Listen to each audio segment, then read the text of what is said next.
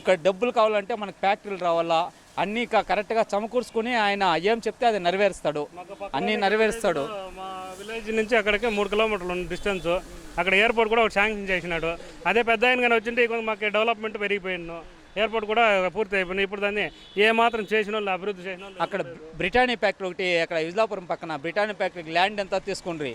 అక్కడ సార్ వచ్చి అక్కడ డెవలప్మెంట్ చేస్తామనే కొందికి వైసీపీ వాళ్ళు ప్రభుత్వం వస్తేనే అక్కడంతా స్టార్ట్ చేసే వాళ్ళు. వైసీపీ ప్రభుత్వం వస్తేనే వాళ్ళని అంతా కొట్టి, ఆ రాళ్ళ ఫినిషింగ్ వేసిన అంతా కొట్టేసి, అక్కడ రౌడీజం చేసి, అక్కడ ఆ ల్యాండ్ ఎత్తుకోపోయి కోర్టులో వేసి ఇట్లా డెవలప్మెంట్ నిలిపేస్తూ ఉన్నారు అంతే.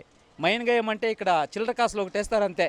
ఎవరికో వాళ్ళని పక్కలో ఉండేవానికి వేసుకుంటాడు, ఏమో చేసుకుంటారో, ఒక 10 మందిని బెదిరిస్తారు ఊర్లో, అంతేగాని ఇంకేమి చేయలేరు ఇక్కడ. ఖచ్చితంగా నెక్స్ట్ ఎలక్షన్స్ టీడీపీదే. Next election CM Chandrababu Naidu. 100% Chandrababu Naidu. 1,00,000 ఓట్ల మెజారిటీ తెప్పిస్తాం ఈసారి. కుప్పము